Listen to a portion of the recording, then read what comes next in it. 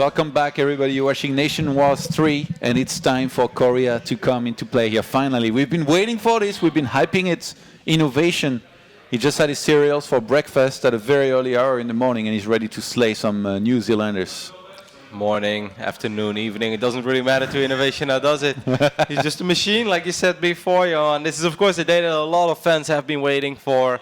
And is this indeed the moment where the ruffle stomping, as a lot of people call it, is going to start? Or is New Zealand going to put up a much better fight than we expect? I hope so. I truly hope so for them. We know that they've got good players, especially Petraeus, if he's in his best shape, which I'm not sure if he is right now, but if he would be, he has what it takes to put up a fight. But is that enough? Definitely. Even beat some of these guys potentially here, but on paper, I mean, Korea's not supposed to lose here really to anybody. Though with the format, remember, it's might be a really funny way to say it, but it's just a couple best of ones. Yeah. That's what it comes down to. A best of one against Innovation, a best of one against Party. Yeah. You know, a couple good spawns, a couple early Still pulls. a couple best of ones, Rodney. Yeah, that's one way to see it. They scout in the wrong direction, and you never know what's possible. This is, of course, the lineup of Team Korea, where Innovation, well, might be the star player, but it could very well be Parting as well. He showed us at DreamHack Winter that he's already excellent in Legacy of the Void. And let's not forget about Hydra, kind of the player that's a little bit overlooked here. But Hydra is a beast as well, man. I think in Legacy of the Void, Hydra is going to be even more successful than he already was in Heart of the Swarm. You know, it's funny. Any of these players, in terms of WCS points last season, has more WCS points than any other team combined. Yes. That's pretty sick, actually. I mean, 5,000, 5,800, 5,300. Of course, all of them made it to BlizzCon. I believe Parting lost in the round of 16. Innovation lost in the round of 8 against Live. And Hydra lost in, was it the semifinals or round of 8 against Rogue, right? Round of 8? Yeah, round of 8, I think. Yeah. So 2 quarterfinalists and a semifinalist. Wow. Yeah, pretty sick team here on paper. And one of each race as well. I think that's really cool. I think I prefer this a lot more than if there was like, you know, 2 players of one race and 1 race missing here. Everybody potentially will get to see their race in action. That's if they don't keep on all killing. No, I totally agree with you there, Todd. Like a lot of people say, like, I would love to see like Maru Innovation and then like maybe Live, or some people said Parting. But I mean, like, isn't it always much cooler? I almost feel that should be a mandatory rule. You know, it should be 1 Zerg, 1 Terran, 1 Protoss, and we'll see who is the best overall nation, not just in particular races. But I guess for Korea that wouldn't have really mattered because they've got plenty of good players. Let's take a look at the lineup of New Zealand as well and see if the Kiwis can somehow feed off a little bit of rugby power maybe and battle their way through this match. I don't think that's Mighty Kiwi in the right bottom side of the map because I'm pretty sure that's Jonah, unless Jonah has a twin brother that grew up in New Zealand and also loves playing Starcraft. Doppelganger. Petraeus' nemesis is actually King Kong. Didn't know that. Or one of the guys maybe he's lost a little bit more against than some other people.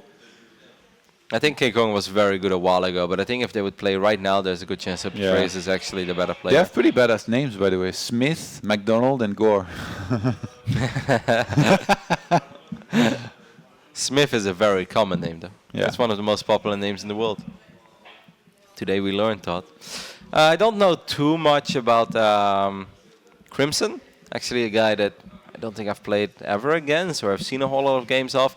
Mighty Kiwi I'm a little bit more familiar with. I think anybody who plays North American ladder at a decent level definitely ran into Mighty Kiwi. For a player like me, I think he's very good. You know, when I go up against him, I know there's going to be a tough game. I know I have to play very well if I want to win.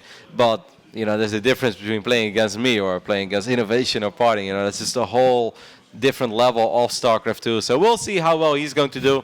But of course, Petraeus is the ace. Keep the tweets coming, hashtag NW3. It's time for the machine. With an S. I love That's how a machine is spelled when you talk about innovation. What? That's a sick stream right there. Look at that. Look at that chat. Imagine the Roddy stream like this. Just Roddy P's being spammed. That emotes. No. Innovation's here. Wrong way. Send me out first, coach. Never mind. I'll take it back. Waiting for South Korea to show how he's How to He's really play. out to really play SC2. Okay, a little bit of a. But I actually think that Cero gave us a pretty good demonstration of how to really play SC2. Come on, man. Cero played phenomenal in that last game. I think if you're an SC2 fan, and you must have enjoyed that game 7 between Germany and Finland. Either way, I don't want to really wait too much longer, Todd. I want to see if the captains are ready. I just want to hop into the first game. I want to know who's going to play for South Korea and New Zealand. So I guess as soon as the captains are ready, we can just throw it over to them. I think we won't have an interview actually for this one. Oh, cool. We have. Oh, actually, let's not waste any time. First match is simply going to be Parting versus Mighty Kiwi here. So, what do you think about this one? I think it's going to be a little rough for Mighty Kiwi. Like I said, I've played a couple of games against him, and he's definitely not a pushover. He's a Grandmaster League player for the people who don't know that, obviously, like most people here. Did you win, Roddy? No, I think he beat, and if I have to be honest, he beat me more than I beat him, especially in the early days of Heart of the Swarm. So Parting is in danger? Nah. If he can beat the almighty Roddy, I mean, Parting will be a formality, yeah? I would love to live in a world where that's true, Todd, but that's simply not the reality that we live in. I think Mighty Kiwi is good, but once again, Parting is a different ballgame, you know. What did he play like? To me, it just comes across a little bit like Petraeus, you know, just a strong macro-oriented. He's maybe a little more cheesy, actually, than Petraeus. He's not afraid to switch things up. But against Parting, though, Parting's usually the one attacking before the Zerg attacks. Yeah. So I believe we spoke to Mighty Kiwi earlier, so let's hear some words from him before we get started here. This is the first year I think New Zealand has participated at all, and it is quite fun to play with two players that I actually know quite well, especially Crimson, because we live in the same region. So the weekend before NationWars, we even played an Archon mode tournament together. So playing with two of the players that I know well means quite a lot. And I lived with Petraeus for 6 months as well, so we all get along quite well. That will be probably the highlight of my life, maybe. It would be awesome, especially for us to do so well and something that I enjoy and we all enjoy so much would be awesome. It would be truly amazing. I don't know if we can quite reach that, but we would all be over the moon if we could do that. Thank you for watching. I hope you support NationWars. It's an awesome tournament, and I hope you cheer for the New Zealand team. And I'm sure many will be here, Apollo being one of them. Yeah, this new adopted team here, New Zealand. Since Clad the Lad couldn't bring England all the way, he jumped ships and now he's a Kiwi. Petraeus here is going to have some very big pressure on his shoulders for sure. And if the rest of his team somehow could win a map, I think our brains would explode pretty much instantly. I mean, I think if this would end up in a 4-2 for Korea, I think that's already a result that New Zealand could be very proud of. Like if I would be playing against Korea, when you obviously know you're the underdog and the guys know it as well, I think it's best to just forget about everything else. Don't even think about potentially winning this match in particular, but just focus on your match and be like, you know what, I'm just going to try to win one map over here. And if you win that first map, you know, if every single player would somehow win their first match, then your nation will always win the nation war. And I guess that's the only way to look at it, right? Like, you know, you're the underdog, but you're not going to go in there and say like, well, you know, Parting is absolutely going to annihilate me and I don't even know why I signed up for this, you know? So you got to believe, even when you know you're the underdog, it's just a best of one. You said it. It's a couple best of ones, you know, so you may as well. Give it your best shots. That's the best way to go about it. We're going to be playing on Orbital Shipyard here for our map. What do you think about this one in PvZ? I think it's a very solid map for Parting. I think Orbital Shipyard is another map where Zerg can do a whole lot of crazy stuff that's going to absolutely catch you off guard. But at the same time, if I'm a Zerg and I'm an underdog against Parting, I'm not going to be like, well, if I can just get up to 4 bases, I'll take my 5th when I go up to Ultras. Like, no, that's not the phase of the game where you're thinking of. Because you know Parting, he's relentless as well. The moment he starts attacking, he'll never stop. I think with Petraeus being a Zerg, sending out Mighty Kiwi here first, maybe they're trying to get a feel of how Parting, you know, wants to play against Zerg, maybe in at least one of the games. And if Mighty Kiwi loses, maybe we see Petraeus come out next and try to do his own thing, make the proper adjustments that maybe Mighty Kiwi didn't go for himself to try and get a first opening on the scoreboard. Yeah, I think maybe if this was like Runes of Saras or Lara like Crest, there's a better chance that they would have sent out Petraeus immediately, but since we're playing on, I think it might be in a relatively good Protoss map here, there's no need for them to send out the big gun just yet, and maybe Mighty Kiwi can cause the upset. Like, I'd be really stoked. Like, I would definitely start getting a little more pumped for this match as soon as Mighty Kiwi gets a point on the board over here for Korea and put his nation up 1-0. But once again, we got to be realistic here. We're not going to make it sound like this is a very close match on paper, because it's not. But upsets do happen all the time, Johan, in Starcraft, in the UFC, and maybe maybe here in NationWars I thought that somehow got in there. In football as well. Yeah, that's actually what I was going for. Yeah? What upset did you have in mind? Currently, Manchester United is losing, and Apollo's facepalming in the corner of the screen. That's not an upset. Apollo supports them. We're getting ready. Both players are ready as well. We apologize for the small hold up there, but we're ready to hop into game number 1 that is going to be played on Orbital Shipyard. A PvZ to kick things off. The day is finally here that South Korea will make their appearance in NationWars, and I'm pretty sure that they only have one goal, Todd, and that is win this and drop as few maps as possible. Yeah, their first time playing in the NationWars properly from these starts, and anticipation is building up and has been building up. Starting in the bottom left-hand side of the map here on Orbital Shipyard representing Korea, it is of course Mr. Kappa Parting. Doing Nathanius Proud. And over here on the right up side of Orbital Shipyard, representing the Kiwis, hailing from New Zealand, it is Mighty Kiwi. That's a sick nickname. Yeah, Mighty Kiwi, there's nothing wrong with that. What would be the equivalent of this nickname for you, for the Netherlands? Mighty Rotterdam? Mighty Cheeseman or something? Mighty Orange. Yeah, the Mighty Orange, exactly. That's not a bad nickname. Mighty Baguette. Okay, maybe not. Mighty Baguette would be very cool, Todd. And Sparting just going to open with the pylon up his ramp. So just wants to be walled off, wants to be safe.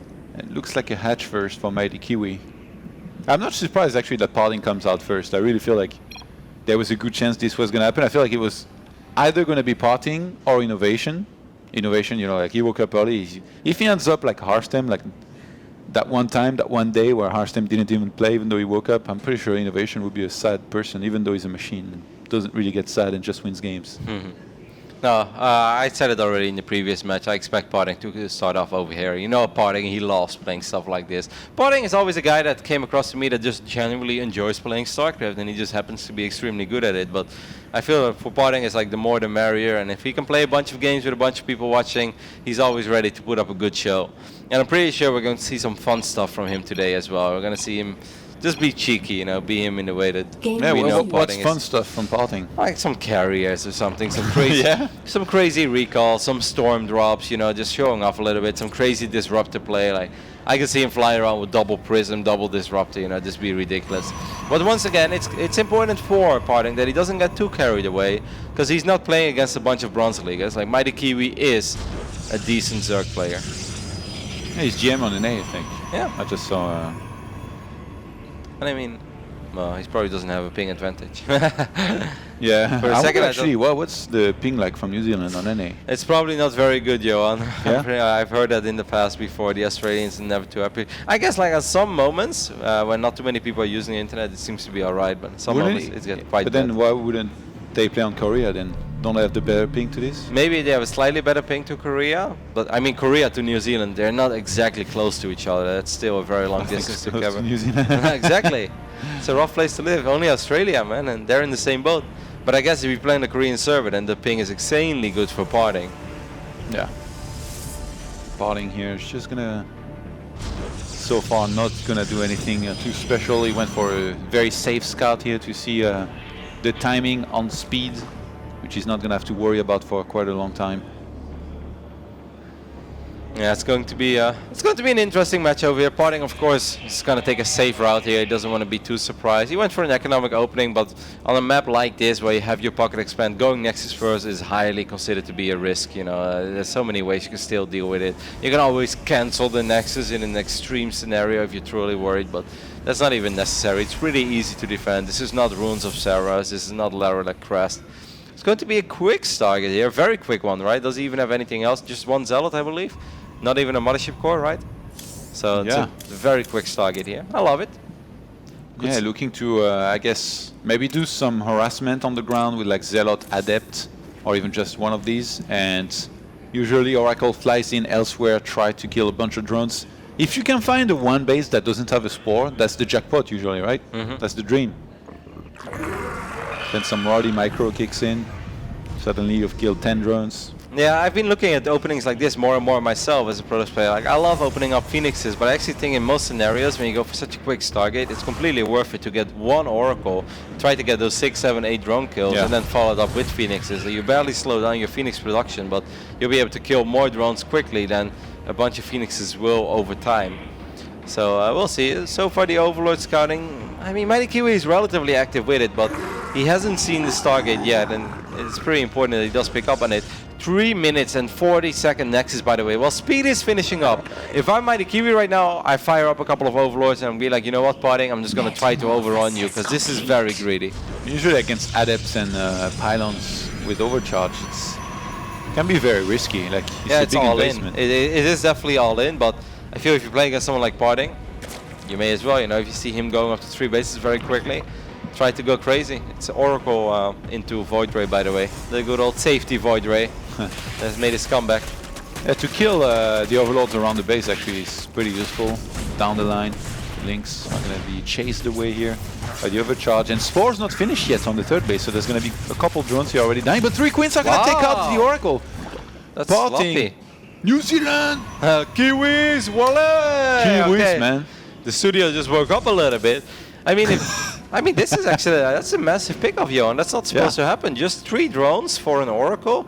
Somehow Parting was still ahead in walkers though, but with the 10 drones that are about to come out. Normally, any Zerg in the world would be pretty damn happy with this start. Of course, this Nexus is still very quick though, so that is one thing that Parting does have going for himself. To put things in perspective, there was this one game that Showtime played where he opened up with the Disruptors and his Nexus went down at 5 minutes and 20 seconds, and that was even against the gasless opening. This time it is gas, so Parting did get away with a very, very quick Nexus. Well, I wonder what we're going to see from Mighty Kiwi in terms of composition. Double Evo goes down, so is it going to be the ranged army or the melee one that he's going to prioritize, you think? I think it should be ranged, but he does have Zergling speed already, so maybe I'm wrong. Maybe he's going to surprise us, and maybe Sero, his play inspired him a little bit, and he goes for upgraded links. But nah, there we do see the first Roaches on the way. I feel he's always been more of a Roach Hydra, maybe not right now Roach Lurker, Revenger player.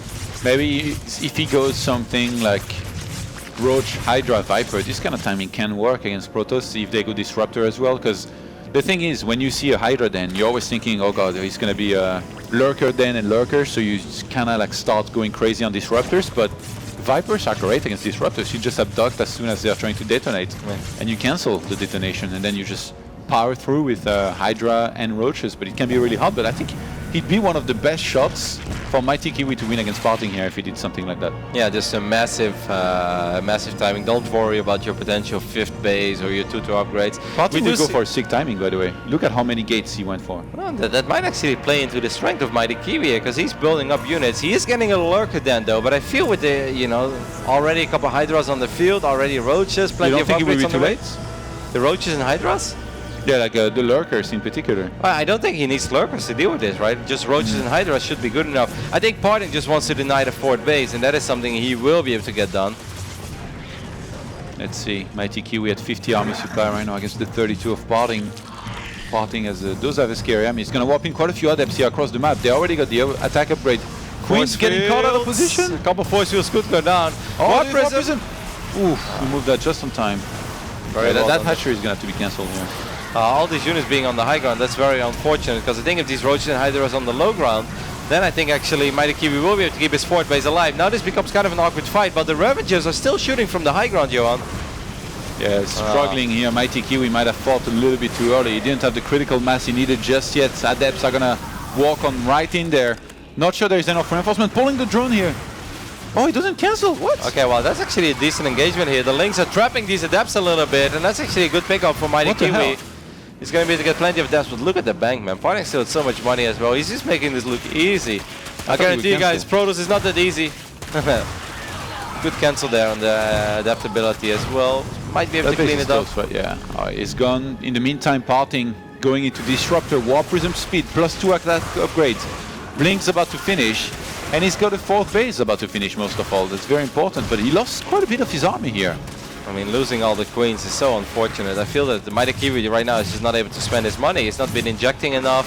these adepts are driving him crazy. He's just chasing adepts all over the place. Mighty Kiwi needs to go for some mighty lurkers here, I think. Try and recover in this game. Look at his fight rate. He's gonna get the kill. Yep. Tag Rodin. No, there's nothing, Todd. Oh, Nidus! Mighty Kiwi is getting desperate. He got so much more army. This could work. Does he have anything across the map though to make it?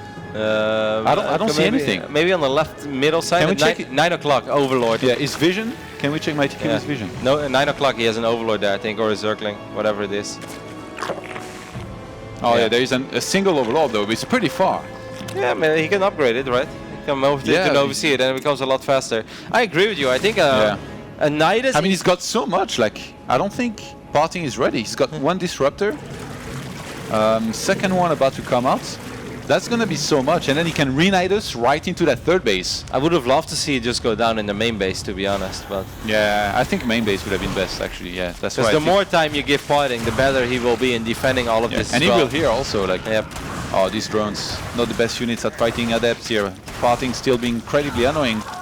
Mighty Kiwi's all-in is about to hit here, and Parting, he's got the double Disruptor production here from 2 robos. Look at Parting, he's still wiping in adepts as well on the other side of the map. Yeah. He'll make damn sure that he's going to kill the majority of the economy of Mighty Kiwi. But let's take a look at the main engagement right now on the south side of the map, where these units are starting to hammer on Parting's third base. Only 35 drones remaining. First Disruptors. Oh my god. Oh, it's a massacre, Todd. GG. That hype died down very quickly here from Mighty Kiwi. Poor guy. If that was in the main base though, and like on top of the robotics facility, so like a Disruptor pops out and you snipe it immediately.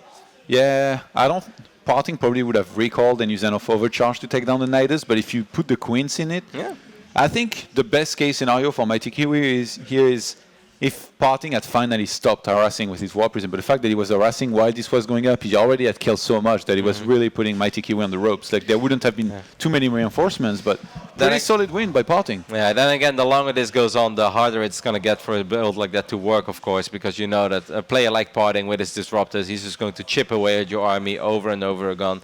One Disruptor ball at a time. So Korea goes up 1-0, and we'll find out soon who is going to be the second player of New Zealand. Is it going to be Crimson, or are we going to see their star player come in action and their captain as well, Petraeus?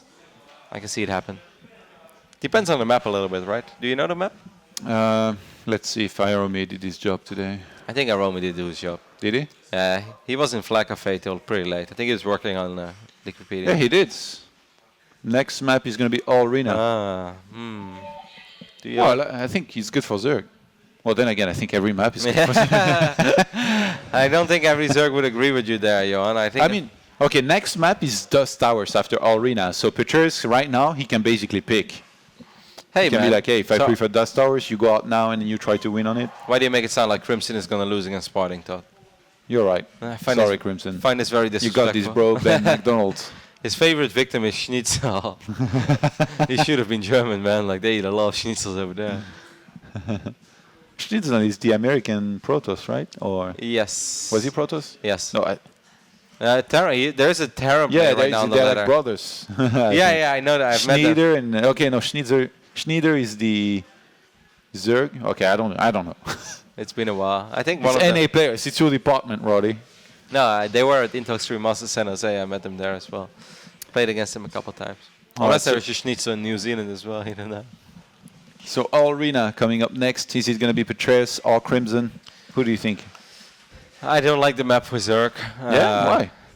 Because I think it's like kind of tricky and limited, and also it's a very abusive map. And if you think about one world-class Protoss who's good in being annoying with Protoss, it's Parting. So. Actually, this needs to be taken in consideration. Like you might think what you want about PvZ on Arena. It's not just the PvZ on Arena. It's Parting against Zerg on Arena. So you know it's going to be weird. You know he's going to use the airspace, maybe a force field on your ramp over and over again, something like that. So if I'm Petraeus, Dust Towers is also not my dream map against Parting. I would rather play on Laredac Crest or Runes of Saras, but I'd probably prefer Dust Towers over Arena. Maybe send Crimson and have him try something as well, because this is definitely a map where like there's quite a few all-ins that can be very good, but at the same time, I'm pretty sure that Parting would be expecting an all-in. So here it is.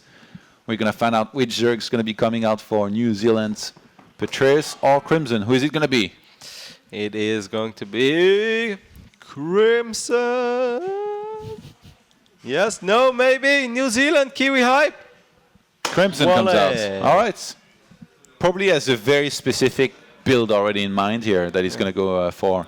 What do you think is the most annoying thing a Zerg player could do on the arena? The thing is, though, most of these things rely on the Protoss not spotting it. So, like, against me, any all-in, because I'm very bad at scouting. But against spotting, I feel like he would just see it and defend it anyway. So, maybe fake that he's being aggressive, but play greedy up to 3 bases, and then, like, kind of propel himself into a longer game in a good position already. Because in terms of all-ins, like, I really expect Parting to be on points, not just defensively and with his scouting, but even like to be able to apply pressure himself and to get information through aggression. What about a lot, like just a standard speed opening, relatively quick, but that gets you some map control, and that will be to shut down the depths, and then follow like Roach bailing or something stupid. Usually, Roach Ravager can actually work. Oh, that's natural of the Protoss, but Overcharge, yeah, it's against somebody as good as Parting. I just don't see any all-in work really. Like, it's going to be really tough.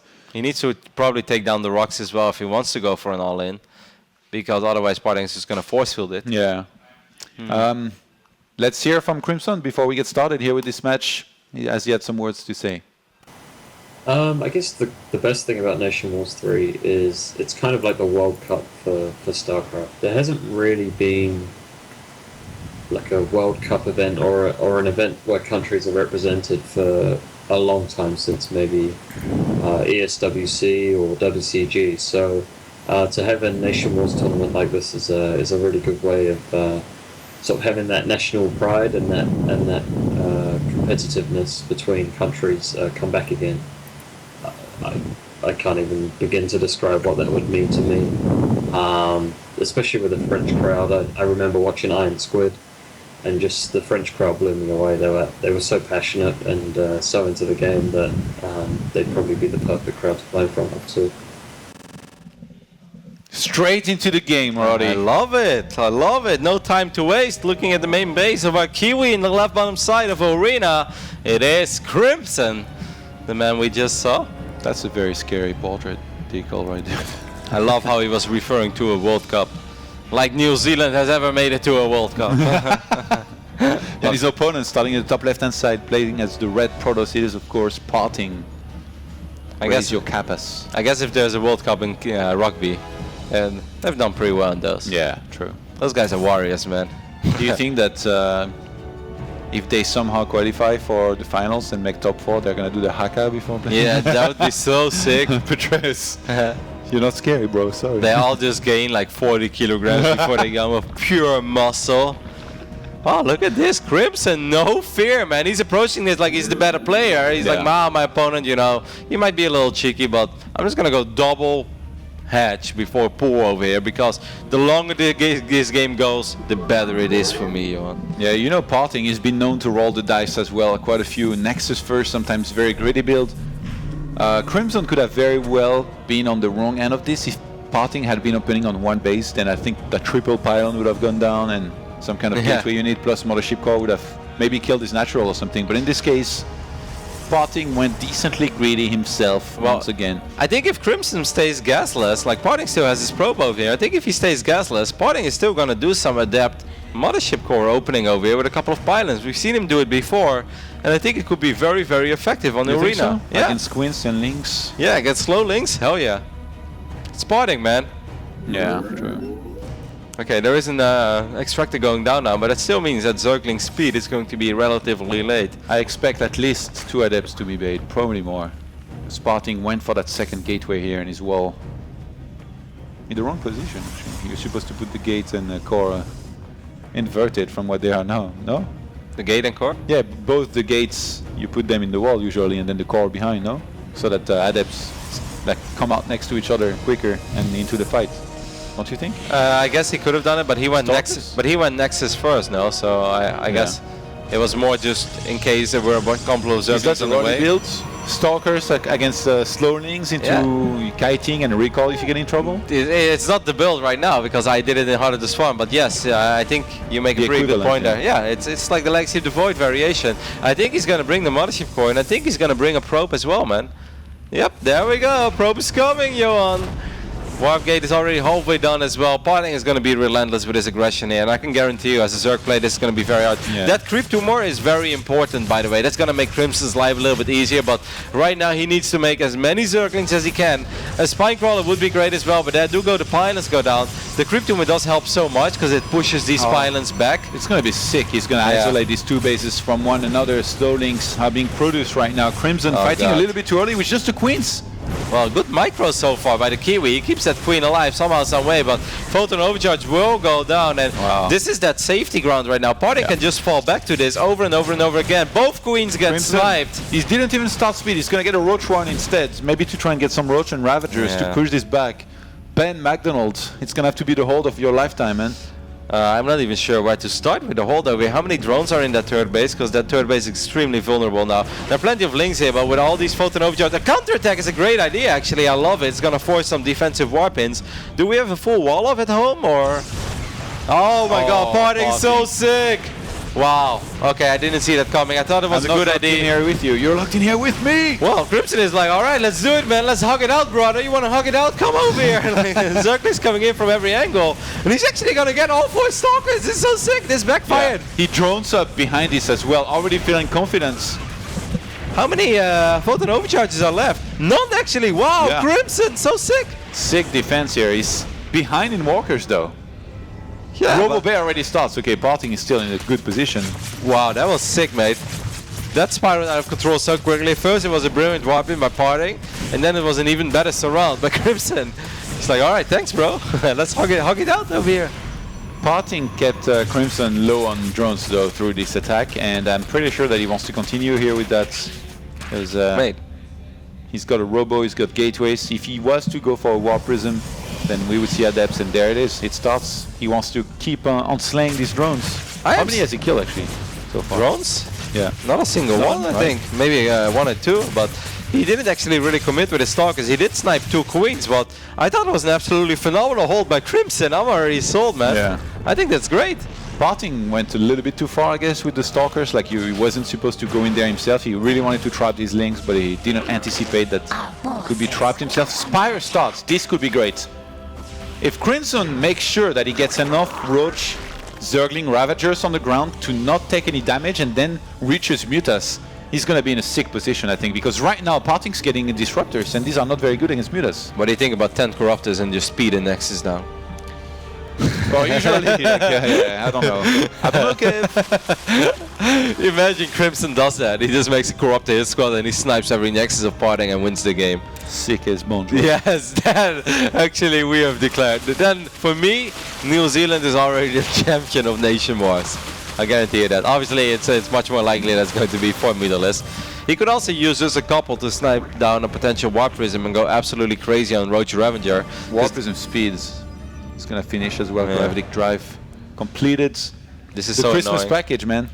2 adapts to cause a little bit of chaos, and then the Disruptor for the big shots. Roach is going to try to be in position. This is what Petit Drogo was talking about. You need units to be on top of that adapter. Oh, pretty decent hit there. 4 drones. Gonna chase this away. I think the dream here for Crimson is to catch this Warp Prism with everything in it and snipe it somehow with the Mutas that he's gonna be getting in a second. Doesn't have that much gas. Can only start 7 Mutas here. 5. This size +1 as well. Yeah, being down 11 workers. This is not that great. As a Zerg player, you don't want to be down on 11 workers, especially not if you play Mutalist. Like, Mutalist is all about overrunning your opponent, just having more money, more map control, more bases, and slowly but steady picking Protoss apart. You don't want to switch into Mutalist when you're down 10 workers already, and your opponent kind of has the pieces in the right place. You know, he has Blink Stalkers, he has +2 attack, halfway down. Yeah. Crimson should be looking into taking more bases already, by the way. Like, I don't think he can plan any kind of 3-base attack that's going to break Parting against Overcharge plus Blink Stalkers that are already there when Mutas come out. So I think he needs to take a 4th, a 5th ASAP, saturate them, and then work on either going into mass Mutas and play a base trade style with a lot of spines, or go into a Hive. Well, Middleisk finds something to work with. Got 5-6 workers over here. It's going to even things out in the worker department. And Crimson is up when it comes to army supply. He's just gonna max out on Roach Ravager. And I feel if you want to do that, the moment you engage you just shove your army right in your opponent's face. Don't fight at distance, because then that's when you give Disruptors the ability to get great shots up. Just stand on top of him. Oh, if he would have been able to get a couple of those Disruptors there, that would be so sick. He gets one, he's gonna get the second one. Yes, he is gonna get the second one. The third Disruptor does connect with quite a few Roaches, but Crimson getting right in there, killing most of the Disruptors except one here. Overcharge is going to be used. The Mulas are in the main trying to do some damage. I think there is some Stalkers there defending. Yeah, but at the same time, he's still killing a bunch he's of losing everything. Yeah, he's killing a bunch of probes. So look at those Roaches in the third base. Don't shoot at the cannon, shoot at the probes. He lost a lot of army supply he killed 13 probes, but lost his entire army here. Crimson, that was a huge commitment. And behind his spotting preserved a lot of his army. He lost some important Disruptors, but Stalkers-wise, he lost almost nothing. He might just go for the all-in here. I love the idea though there to like distract your opponent a little bit with Middleisk and then just go for it with Roach Ravager. A for effort. Maybe a couple of big corrosive vials here would be massive, but Parting, of course, being the world-class Protoss that he is, will not just let that happen. Yeah, starts a forward base, +3 as well for his ground units. Ooh. Pockets! Dancing with the devil.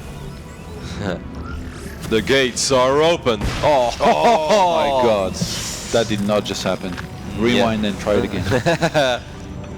Crimson in a bit of trouble here after... Look at that bloodbath, Johan. Sorry. Yeah. He's on 10 Roaches and 4 Ravagers. Trying to buy a little bit of time here across the map with some Roaches. I mean, he's going to get a few snipes here and there, but is it going to matter? Parting's going for it. Every time gets some massive detonations here. With these Disruptors, Crimson down to his last few units. I think Parting's doing it. The big boy.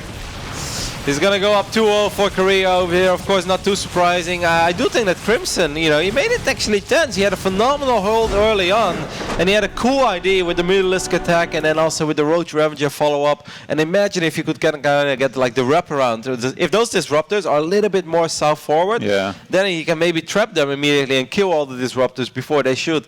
And we could have been potentially looking at a different game, but.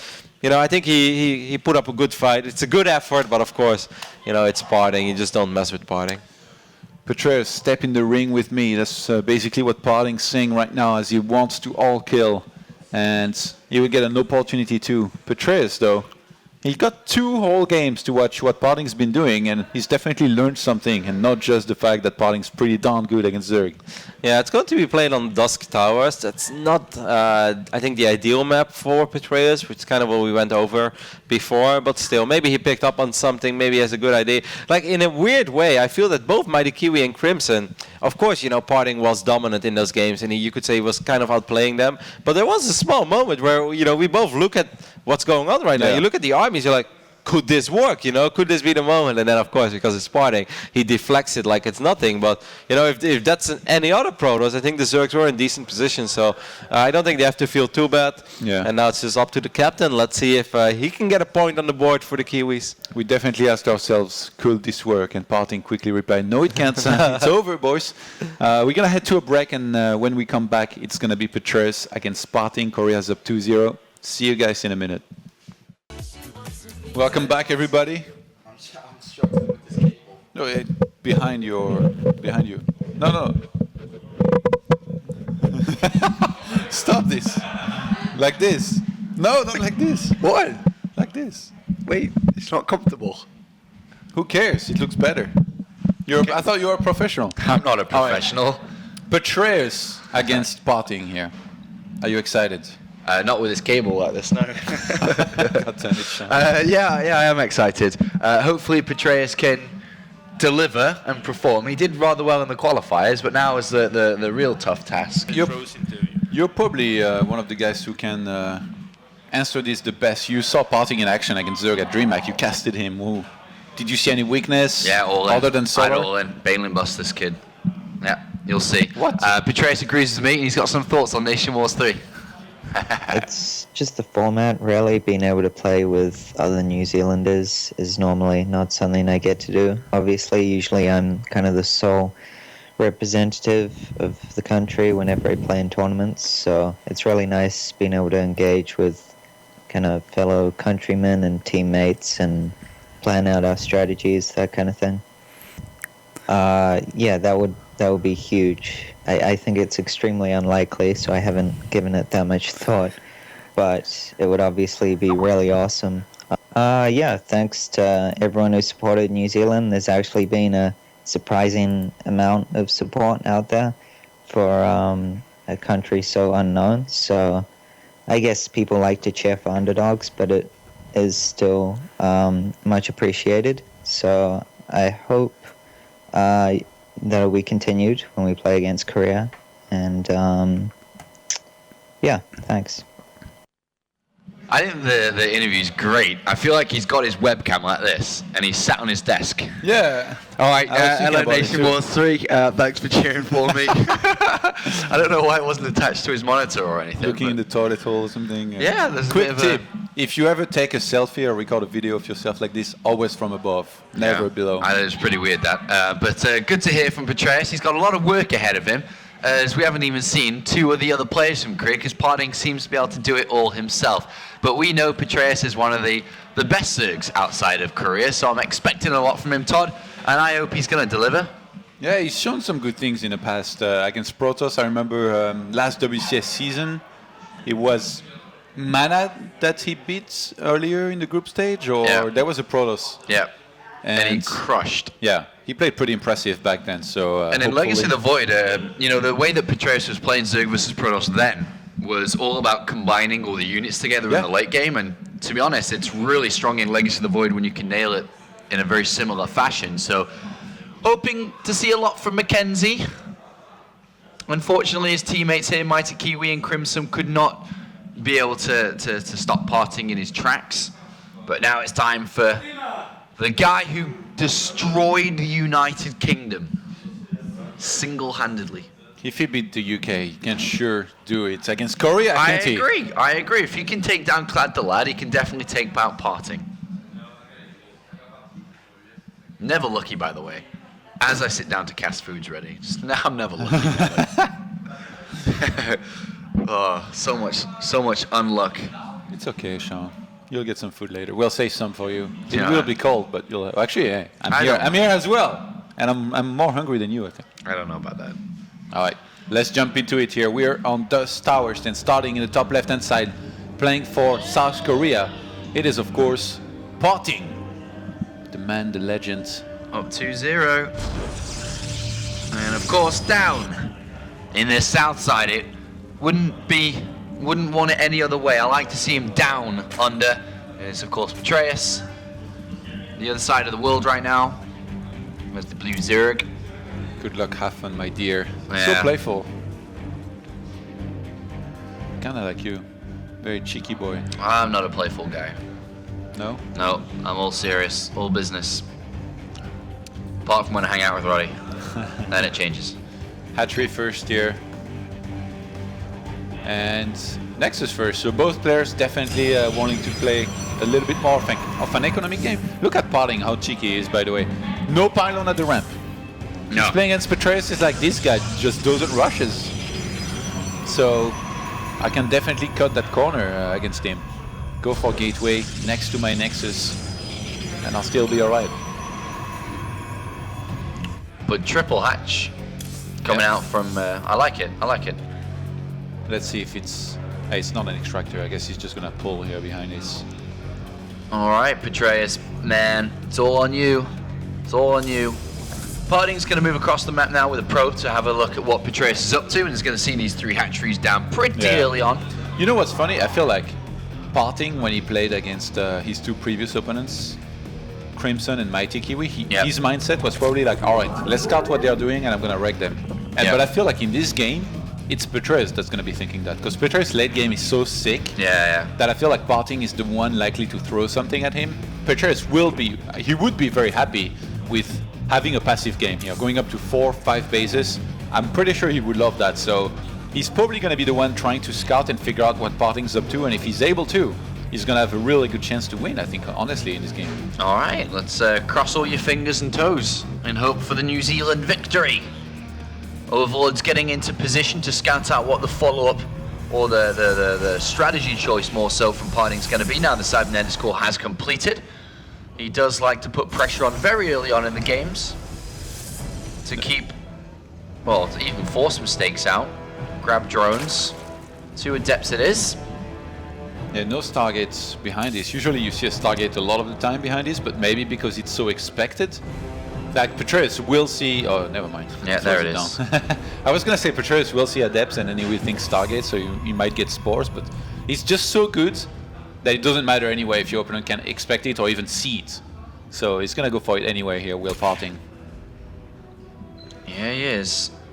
And of course looking to deal as much damage. He likes to take this very fast third base too. So we'll see if he wants to do that again in this game. He's going to take down 1 Zergling as he moves forward with his Adepts to go to the other side of the map to have a look at what exactly Petraeus is up to.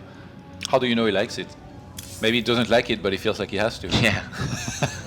Well, he does it because he can, Apollo. He does it because it's the best. He doesn't necessarily like it. Forge coming down and Probe moving into position to take this third Nexus in a couple of moments, which there is an Overlord in pretty good position for Petraeus to know exactly what's going on. But enter, we have now the 2 Adepts. And no speed just yet, so they're just going to stick around, look to try and snipe some Zerglings. I think they're going to get out of there as well. Parting wants to keep those alive. If he realizes that, actually no, he stays in the main, doesn't transfer over here, so these are going to die. But slow down the mining a little bit. Yeah. Don't get too much done, to be honest. They've only got a single drone kill. Overlord spots the Phoenixes now on this Stargate, but they didn't really see the third base, the Overlord. Yeah, it's really weird actually that sees Phoenix over Oracles there. Yeah. Parting keeping it a little bit old school. Maybe he saw Roddy's stream. Phoenix DT, man. Phoenix it's all DT. the rage. The dream.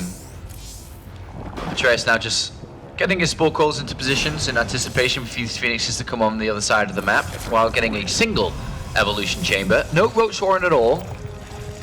Maybe straight towards the Hydralisk Den is where he's aiming for. We'll check that out in a couple of moments' time. Twilight Council just off the back of this third Nexus as well, with the Robo 2. Lots of high-tech structure coming out from Parting. No gateways really at all. Hey, it's really surprising actually that Petraeus kept on the Roach Warren, but he went for... He's going for a second Evo now, so does he want to play Ling heavy style into Ultras? It looks like it. The Infestation Pit's been put down too. Wow, pretty ballsy move against somebody like Parting. I mean, we've seen TLO earlier getting punished when he skipped that Roach Warren. This time around though, Parting did go for the third base and he went for Phoenixes. Maybe that's even more encouraging, I guess, to go for this year for Petraeus. He's just so good at his style as well. He's got a lot of drones out now too, 63-ish drones altogether once these final few pop. Parting is putting in some real work. He got 1 drone in the start, now he's the 3rd Overlord that he sniped here. Look at Funka, how on point it is. Before I even started saying it, he opened the tab. What a guy! Another Overlord. So yeah, Zergling upgrades it is. The Hive starts. Actually, yeah, this is really bad for Parting not to realize earlier what's going on here, because you don't want to go Blink Stalkers against mass Zerglings, Ultras, Infestors. All he saw was the lair earlier on the way. So I think he's gonna check now. Yeah, he's in the main, and he's now gonna see the Hive morphing already. What can he do though?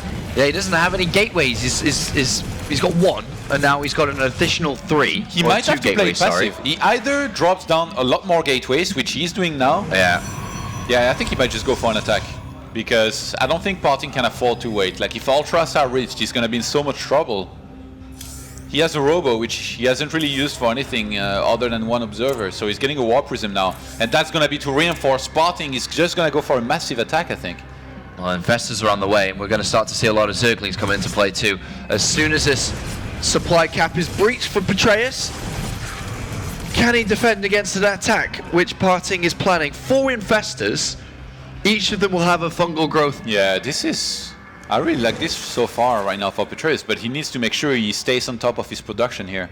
Starts to Spire as well, though. I don't really like this. I feel like it's a little bit too early for that. Well, there's a Zergling on patrol move outside the third base of Parting, waiting to see. We've seen Snoot die because he was trying to rush for Broodlords too fast. I really hope this doesn't happen to Petraeus, but Parting might not necessarily commit as much as I thought here. He's going for the 4th base. So his army will be smaller here. Yeah. Little run by coming out from Petraeus. He swings around the back. He's going to walk into Stalkers, unfortunately. Or fortunately here. Fortunately, quick surround here. Instant surround. He blinks back to try to protect these guys who do find a better position. Oh, the finals are about to finish. That's going to be overcharge.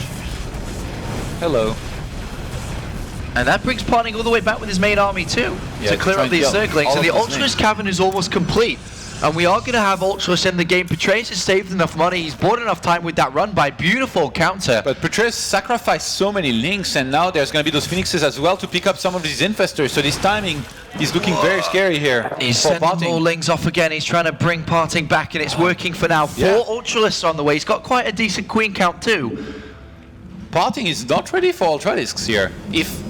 I think Petraeus just maxes out on Ultras, does an attack on that third base, and Parting might just roll over and die if he tries to hold on it. Big moment here for New Zealand. Lings are just throwaway Zerglings at this point to buy time, and indeed they did. 4 Ultralisks almost out.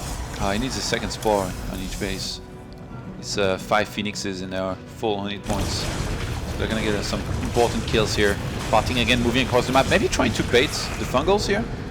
I think maybe you wouldn't care too much about losing these Phoenixes. And Ultras are now out, Apollo. This could be a big win here for Petraeus. Disruptor production has now begun. But the Viper is being made.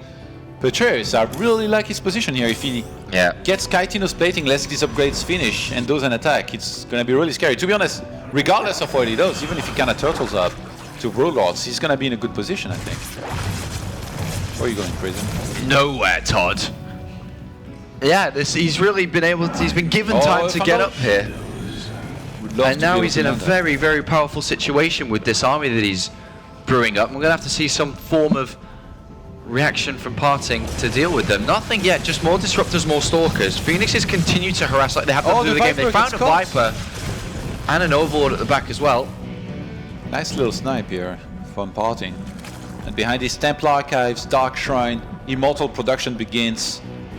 Parting is on point with everything, saturating his forward base well enough as well. Creep spread is definitely not brilliant this game, but no, I don't think it's such a key element with this kind of style here that Petraeus is playing. Petraeus didn't immediately go and attack either, so he's allowed Parting to mold his army composition a little better. He's got pylons up here in case an attack was to come. He's got the Dark Shrine finishing up, Templar Archives finishing up, Immortal's been added in. Petraeus is really good in this kind of passive game. Like, if you think about it, Stalkers are really not going to be good at all against this army of Petraeus. That's why I think Parting knows he needs something extra to deal more damage to the Ultras and all that, so he made like a ton of pylons here at the front of his 4th base and now goes into a 5th. Really sick vision, by the way, on the map from both players. Like, we have units all over the place to make sure that they know where whenever the opponent's army is going to be headed for them. Just both powering up to this large army, not too much action between the both of them. Lots of little skirmishes and scouting, but just a lot of waiting to get the perfect army and the good upgrades. Second Forge was added here for Parting as he starts 2-1. So late upgrades in comparison to his opponent, Petraeus. He's 2-2 on melee and carapace here. And he's got the plating upgrade as well for his Ultras, so it's very difficult to bring these guys down, especially with all this queen support around. These pylons, man, the saving grace. Yeah. So who would have thought? Pylons. Scarier than cannons. Protoss. And right now, Parting, to be honest, on the grounds, he might not be that scared of the army of his opponent because of these pylons, but against Broodlords, though, he would be in big, big trouble. Yeah, which he's anticipating because he has got another Star Gate down and also the Fleet Beacon to go up towards Tempests. It's going to be necessary down the line if he were to face these Broodlords. Petraeus, I think Petraeus would like to attack, but right now, like, he can't really. Like, he's afraid. He saw the amount of pylons. He already saw them, so he thinks that if he attacks into the pylons, obviously, you know, with the massive overcharge amount, it's going to be really hard for him to win. And also, there's disruptors. It's not like he can attack into the pylons, pull back immediately, and lose nothing. There is a chance he might lose a lot if he properly gets too close. So he's trying to harass that right-hand side base, and I quite like it. Oh, Infestors on the left-hand side are going to be blinked on top of, Parting at a Phoenix nearby. A big pick-off here. He killed quite a few. Yeah, that was 4 Infestors. It's going to stop these units from being trapped as easily now without as many fungal growth. They are going to be able to take down that Nexus. Good little pick up there for Petraeus, who's still trying to build up this perfect army. He's adding on 5 Corruptors, ready for Broodlords. Petraeus made Spines and Spores in every single one of his bases as well in prevention for Dark Templars here. Really good play here from both players so far in this rather passive game that we're having. And more Immortals now being added for the units that Parting lost. He's replacing that with Immortals against his Ultras. So I quite like the choice, but Petraeus' army has so much initiative here. Yeah. There is abducts available, blinding clouds. These queens are going to heal these ultras all the time. Another cancel on that 5th base. Nice. And then he's going up to 6th base as well right now, Petraeus, which is not being denied.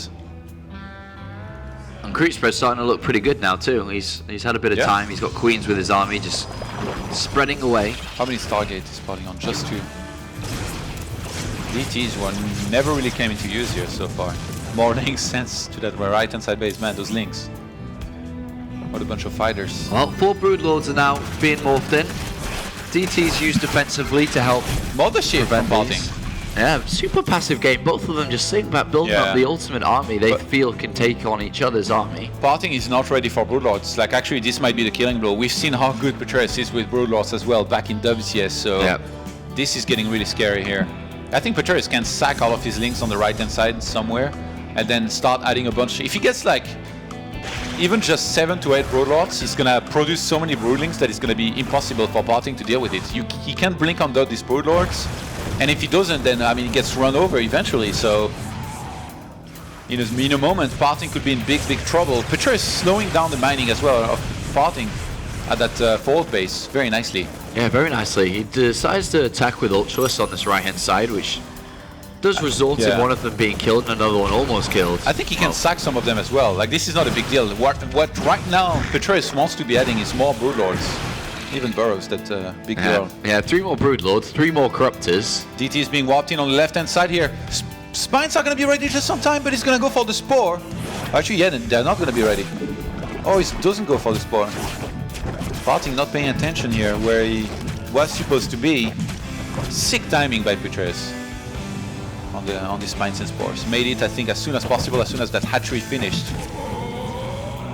DT is not welcome anywhere, Sean. No. They never are. 3 more Broodlords. Wow. We're at 7 now. And then 3 more in... Yeah, so that's going to be 10. Parting now moves forward with Hallucinate Phoenixes, sees Tempest. Broodlords and Disruptors in the middle of the map. Was that intentional? I don't... Yeah, probably. I guess not, otherwise you wouldn't pull them back. But I mean, Disruptors have no place in this army, so you might as well sack them. Usually, though, you don't want to reveal that you're losing them. Yeah. I think it's better so you can kill them yourself if you think that they have no purpose in the fight. Because if you show it to your opponent, he might just attack you in that window because he knows you're going to have that less supply. But right now, Parting is preserving his Disruptors, which, honestly, they're not supposed to be that useful unless he gets some massive detonations in this fight. Again, the mining being prevented here on that 4th base with some infested Terran. Petraeus is so sick in this kind of longer game. Like, really, like, if I meet him on ladder, I'm going to ult him for sure. And this army's looking really scary now. He's going to start to march towards the 5th base. Of course, the main is mined out from Parting, and the second almost pretty much mined out as well. And here we are going to have finally an engagement for the first time. A couple of good Disruptor hits, and he is stuck underneath the Fungus and underneath the Blinding Clouds. And Petraeus built up this army many hours ago, it feels. And it's done so much damage here, working wonders against what Parting has. And Broodlords rule the skies. Petraeus crushing the big boy right now. He's got so much army left. Didn't really lose much. He's going to take out that very important base. Remember, Parting's mining on that 4th base was stopped for a very long time. He lost so many probes as well. Yeah. Parting in so much trouble. And Petraeus' economy still left untouched. He can take more bases behind this. He can remax. He's got a massive bank. And I think the lesson learned here for Parting is don't sit back and let Petraeus do this, because once he's up to where he is, very unstoppable, very difficult to break. And as we saw, a very landslide of a victory in that fight for Petraeus. And now Parting's in a lot of trouble. The game was basically 50 minutes of building up to that one fight. And now he's starting to feel the heat down at 115 supply. Parting's economy is wrecked. He's not even mining from that 4th base anymore. These 2 infestors, they did so much. And Parting is going to have to defend another attack with minimal units this time. A lot of Corruptors ready to fight against the Tempest this time. And he's going to put pressure on this 5th base. A 5th base which has to be taken at this point, because over here, he's mining a little bit. Yeah, I mean, that base is just never going to happen. I mean, at this point, Petraeus has just so much more economy that all he has to do is kind of sit in the middle of the map, make sure that every time Parting tries to take his base, he crushes him, but he might just go for the fight anyway. He's got such a sick bank behind this. Yeah, can remax on anything really, depends on what's left over from the Protoss army.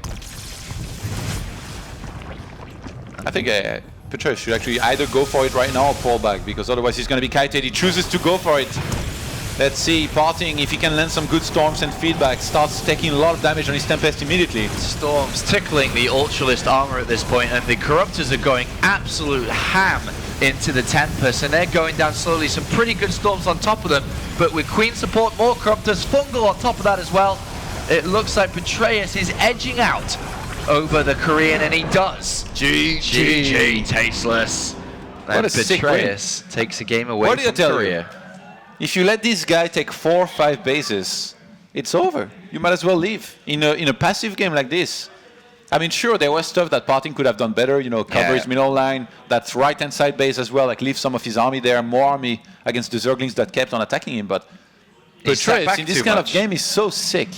Yeah, he sat back way too much there and allowed Petraeus to get to where he needed to be, and there you have it. So Korea loses a map. We'll see if they lose the game, but Petraeus, the best player from New Zealand, has come out today, and that's very well done for him. Let's go Parting Big Boy, hashtag NW3. Thank you very much, Brian. Remember, everyone else can join us with the hashtag NW3. No need cheese when your name is Parting. Yeah. Well, actually, he kind of needed the cheese, I think. He needed the cheese that time, and so far he's been kicked out of NationWars. He's going to have to wait to see if he does get revived. NationWars 3 and work on the cloudy day. NationWars 3, Starcraft and football. Everybody's mixing in area. Oh, this guy's mixing a drink. With, no airport today, boys, but I still have a cheeky drink in me. He's JD. Of course, man. 6 shoes. Cheeky. All right, so who's next, though, is the big question for Korea. Do they send out Innovation? Do they send out Hydra? Here's the predictions, by the way. Everyone on Team Korea. Who's Ja? The admin. Okay. 4-0, 4-0, 4-1, 4-1, 4-3, 4-1, 4-0, 4-0. Roddy, 4-1. sorry.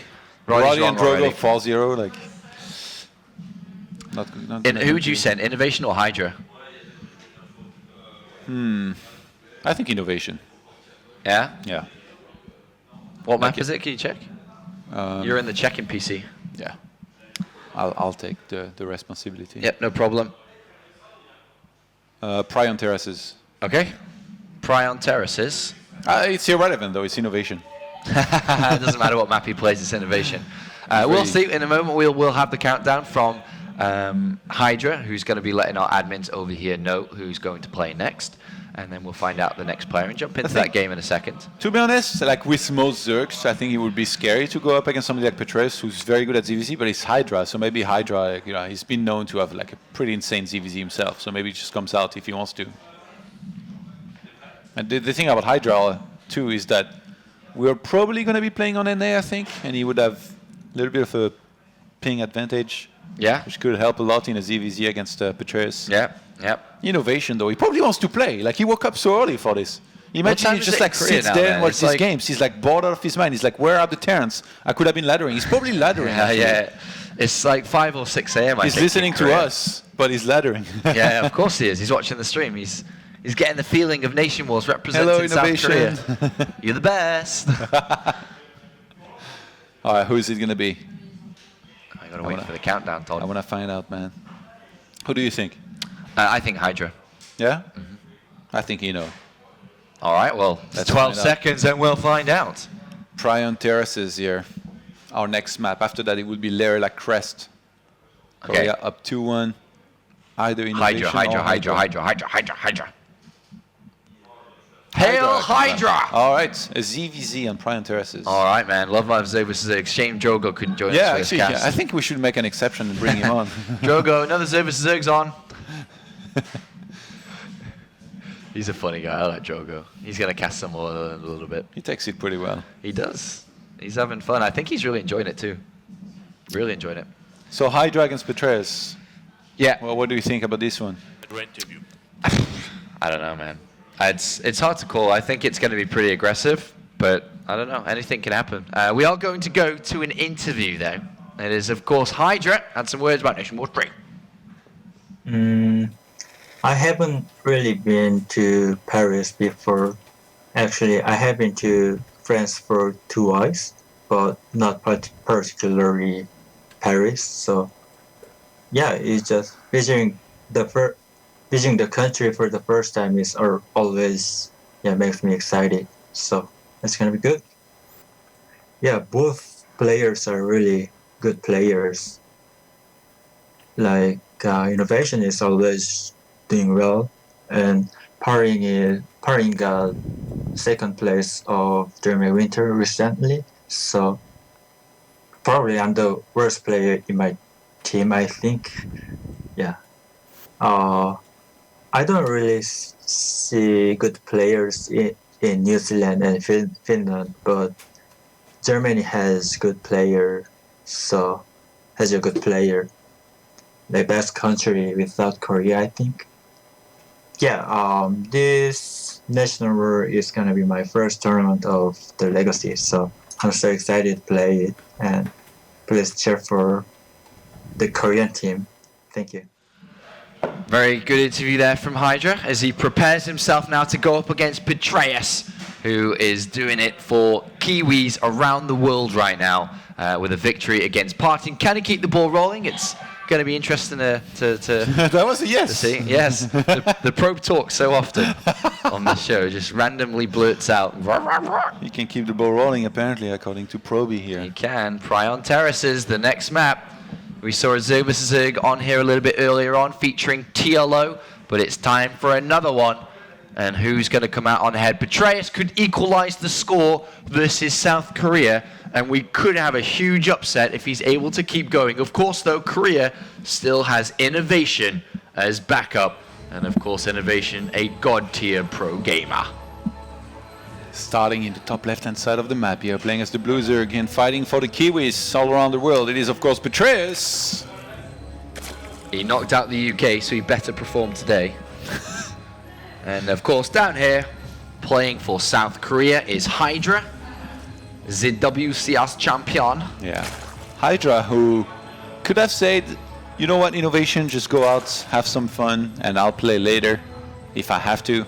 But I chose to be put here on this map, so he must be confident, he must have some specific game plan, and we're going to find out what it is. So far, everything's an absolute mirror. Yeah, I'm expecting some high-level Zerg vs Zerg between these two. I'd be disappointed if it ended fast. And the way that it's lining up, we are going into the mid-game. No early aggression at all. Hatch, gas, pool for both. This can still be Zergling, Baneling, the tax, though. Yeah. You know what I really like about Betrayus is that he's one of, I think, of the best foreigners and has been for some time. One of the best non-Koreans. And it's not through cheesing. He's through some very solid macro and, you know, reads that he gets in the game, micro, everything. Like, he's not afraid to take it to the late game, even against the best out there. He just kind of demolished Parting in that last game, did every right call that he needed to be in a pretty long game. And that kind of player, for me, they always have like my utmost respect, which, as you know, is pretty hard to achieve. It is very hard to achieve. It takes many people years to gain that title, if at all. All right, so okay, so Zergling speed obviously is going to be researched by both here, and then the Baneling Nest can easily follow. Neither of them know exactly what they're playing against, but because they haven't seen Zerglings running across the other side of the map yet, they can imagine that it is just a regular setup. And now creep will be displayed to both players, so they'll know that this hatchery has gone down. Hydra surely, like, as confident as he might be in his own play, I wonder if how good Betrayus is in the late game, it affects him here. I wonder if he maybe thinks he needs to be playing a little bit more aggressive himself. Baneling Nest gonna go down here from both players. Yeah, so do they commit now? Do they start looking to build up Zerglings very soon, nearing the end of Zergling speed completion? I think they should both drone up, maybe in this case, and if Hydra were to make a difference with some kind of timing at some point, I think it'd be on 3 bases, or 4, with roaches, burrowed roaches, ravagers, and all that. Yeah, it definitely is kind of hard to break a guy who's got Banelings defensively while you try to be aggressive. And neither of them have gone down that way. With Zergling speed almost complete, it looks like we are going to skip that phase. As I say that, there's 8 and only 8 Zerglings being made for Hydra. I don't think we're going to see any more. Evolution Chamber coming in for him. I think he might be because his overlords got pushed back by that one queen from Betrayus. So maybe he was afraid there would be some aggression. So he made like 8 safety links, and with that Evo Chamber here, Betrayus. could be looking to try and get Carapace. Yeah, both are going to take the third base. We're going to the mid game, and we are going to have an early upgrade coming out. Oh, he's going to try to catch those Queens though. Hydra is moving in here. He's got 2 Banelings and a bunch of Zerglings as well. Let's see if that Banelings can reach destination. No, going to be a help. Oh, this is a great grab for Hydra. Oh, the second one? Get out. Just 1 Queen. Could have been worse, but still a good grab. Delays the gold base as well. And a bit of pressure is going to continue on. There's a lot more Zerglings on the way for both. Carapace is a huge upgrade. Yeah. If, eventually when it does kick in, yeah, it's going to be great. Lots of Lings die to kill a Queen, which means no inject here for a little bit of time for Patreus on his natural, so he might fall a little bit behind in supply for a moment. Rotron here starts for Hydra, whereas right now Patreus, it's all about those Lings here for him. Hidden away Carapace upgrades could really be massive in sniping a hatchery, taking a really convincing fight. We'll see how Patreus wants to use it ideally. Both are going now for the Rotron, so we are entering the mid-game. There's just been no real commitment to any aggression properly in this match. Just a little bit of tickling with the Zerglings. And I just got to be careful to seize this gold base. That Overlord of Patreus on the gold base of Hydra is pretty ambitious. It's like definitely behind enemy lines. Like those Queens are sitting right there waiting to snipe it. Hydra runs in Zerglings to see what's up. Sees no layer first of all. And then Patreus starts it immediately afterwards after the Zergling leaves. He scouted the Rotron, so he knows that everything's normal. I can't believe there is an Overlord of Patreus on that third base. Yeah, he's gonna get killed. Yeah.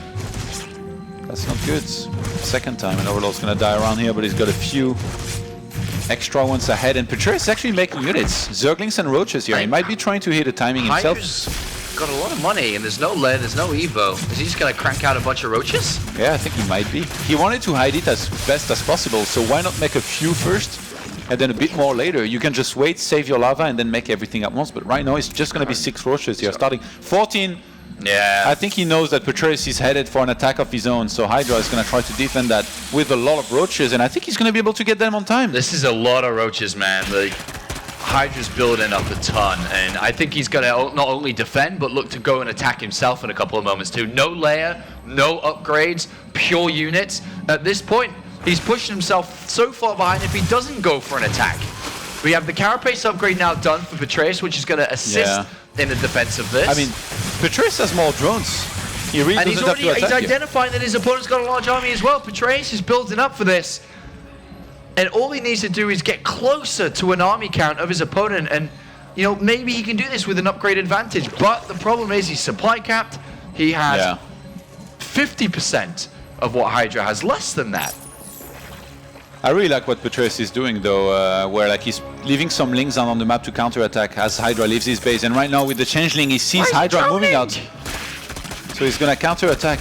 Alright, he's Patreus, got 9 Roaches on the way.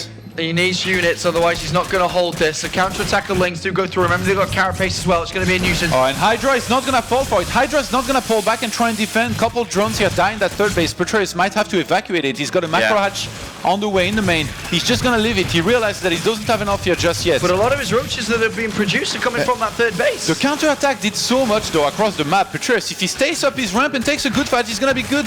But he moves down. What? He moves down and takes... I'm not sure that's a good fight at all. GG is called. That was very bad and anticlimactic here. I can't believe. And Hydra wins, putting Korea 3-1 up, forcing out the New Zealand ace player. And unfortunately, I don't think he should have been down that ramp at all. Yeah, I think he was supposed to be up the ramp with 5 spines on the way, maybe ready to pull drones, because he had killed so much across the map already. So even though he lost his gold, like, was not the end of the world. He had made a macro hatch in the main, which Hydra didn't. So his production still would have been good after the attack if he had held it. So Patreus, a loss here against Hydra, which is going to force the revive here out of New Zealand, which honestly like has to be Patreus, has to be right? Patreus again. 3 games in a row, man. All right. Well, it's got to be Patreus. I don't really see Crimson or Mighty Kiwi stepping up for this one, and Patreus has got a lot of work to do. Yeah, Patreus now has to beat Hydra, Innovation, and then a revive of one of the 3. That is what dreams and epic runs are made of if he's able to do that. Sick game. Go on, New Zealand. Look at your face. You look so innocent. I am innocent. Kappa. Hashtag NW3 cat tax. Look at his cats. He's sleeping. Hashtag NW3 with Bay from Awkward Fan Photo Guy. Cheers, Awkward Fan Photo Guy. Having a cheeky drink as well. Hello, cheeky cheeky. Hashtag NW3. Nice Korean flag in the background there, supporting them. And a cat. Roddy loves cats. Does he? Keep sending in your cat pictures. Roddy loves his cats. I think he loves dogs. He loves cats more than dogs. Yeah? He does. Okay. He mentioned it before. He said that he obviously likes dogs, but he loves cats. Cute cats. Roddy watches cat videos very often. You know, the cat videos where they like, fight with each other. Now, Kalaris loves cat videos too. Roddy and Kalaris actually spend a lot of time together watching cat videos. All right, so we're going to find out in a couple of moments now who the last player is going to be. Obviously, they still need to pick. It'd be a bit of a surprise. If Honestly, we don't even Petraeus. need the countdown. It's Petraeus, guys. All right, let's just go to break production. we don't need to see the countdown. We know it's Petraeus. Anytime now. A conference is being called in New Zealand right now. Guys, we've got a problem with South Korea. We need one man. We need the general to command our armies. Our Zerg army of the Swarm. Who is it going to be? It has to be, obviously, Petraeus. You know what? I think Mighty Kiwi. No, it's going to be Petraeus. It is Petraeus, of course. All right. 3 games in a row for Petraeus. He's Time for got the to revenge. do it now. He's got to get revenge on Hydra and then go through innovation as well as the revive player. A lot of work for Petraeus. We're going to go to this very quick 2-minute break. When we return, can the comeback, can Petraeus be a legend?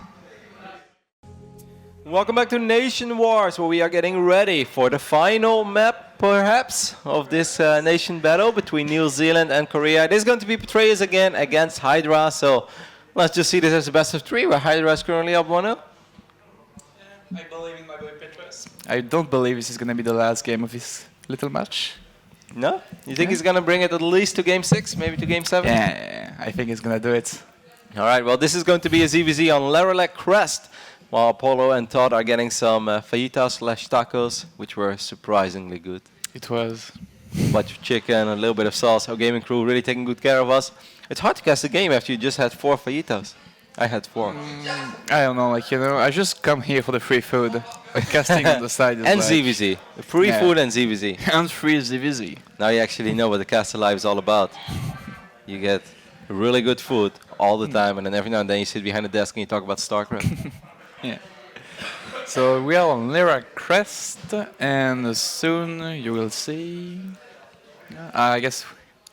Yeah, both players are good to go. Okay, Everybody is ready. I was surprised to do this one, so I'm gonna do it at the top right of the Lyra Crest. This is Hydra, playing for Root Gaming.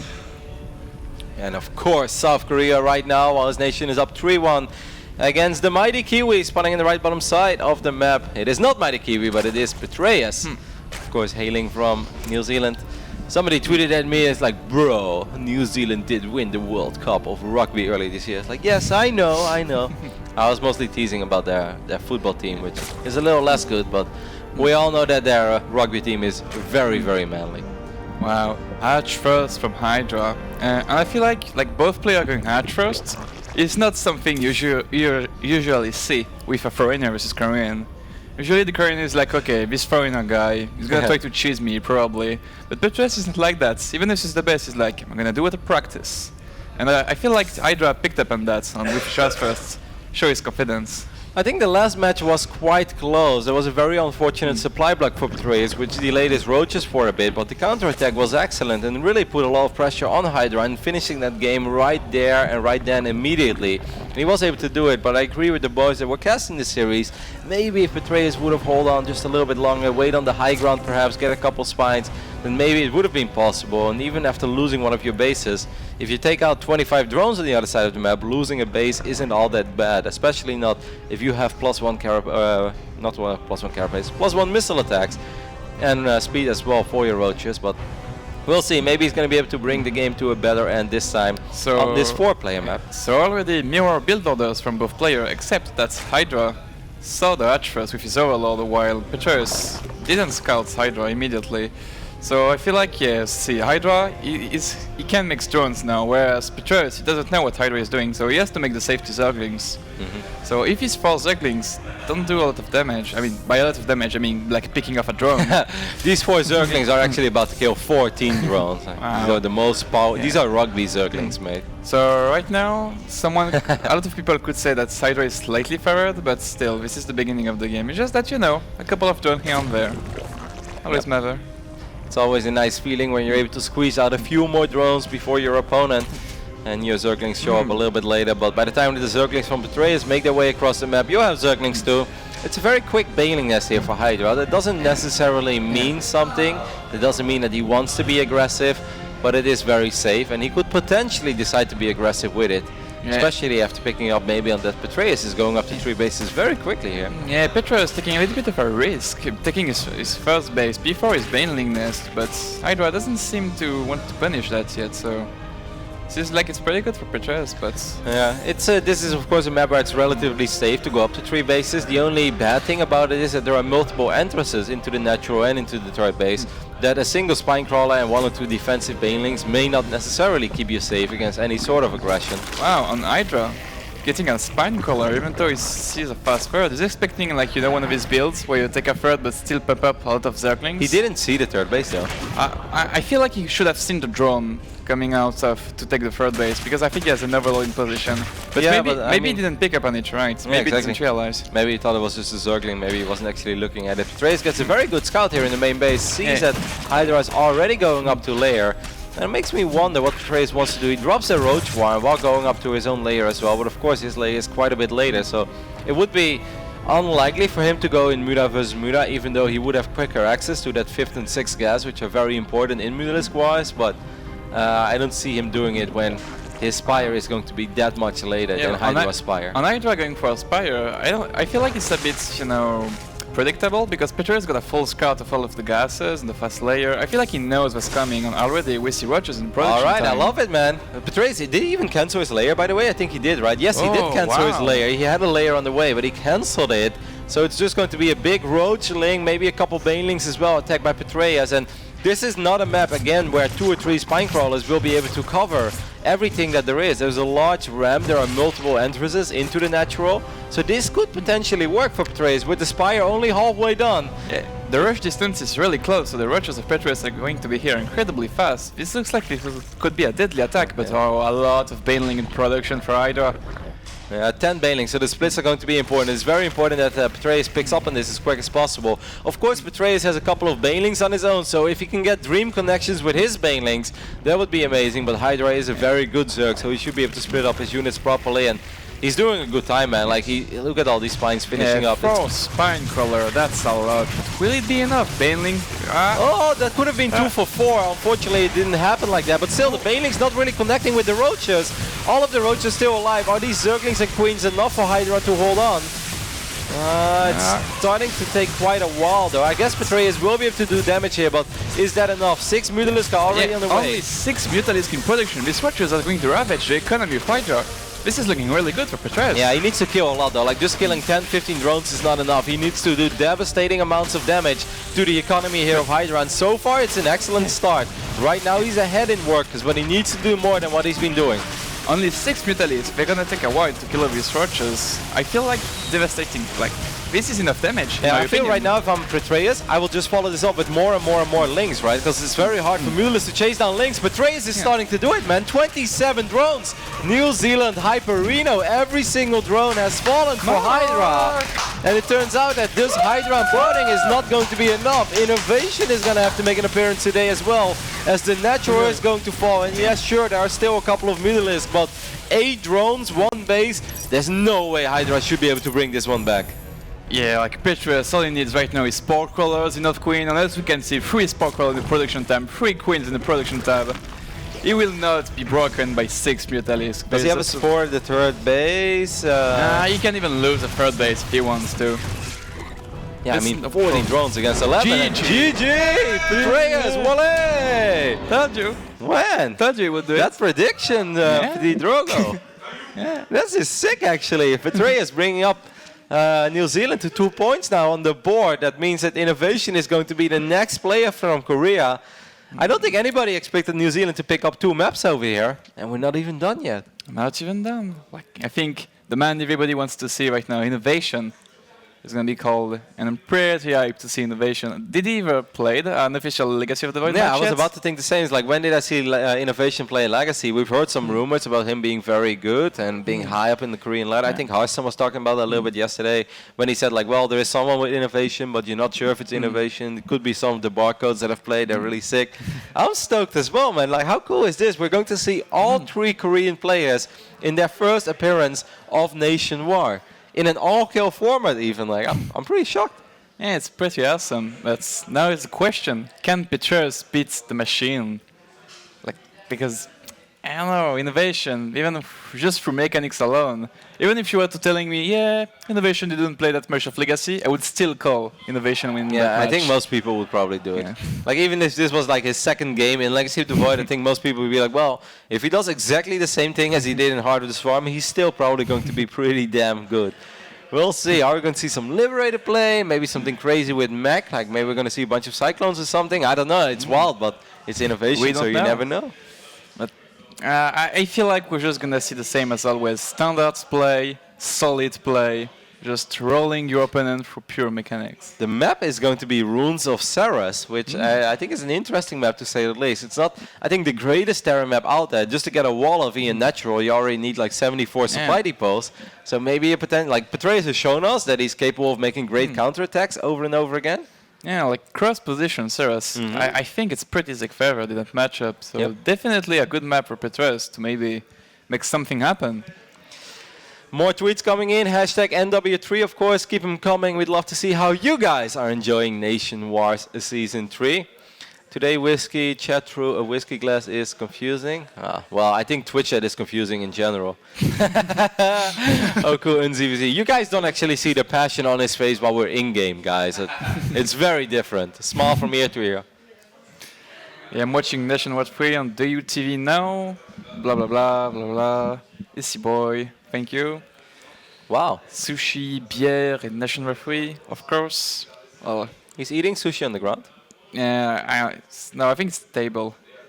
Beer, pizza, my best bud. Big ass TV. I'm Korean Starcraft. Life is good in Canada. Yeah, fun all over the world.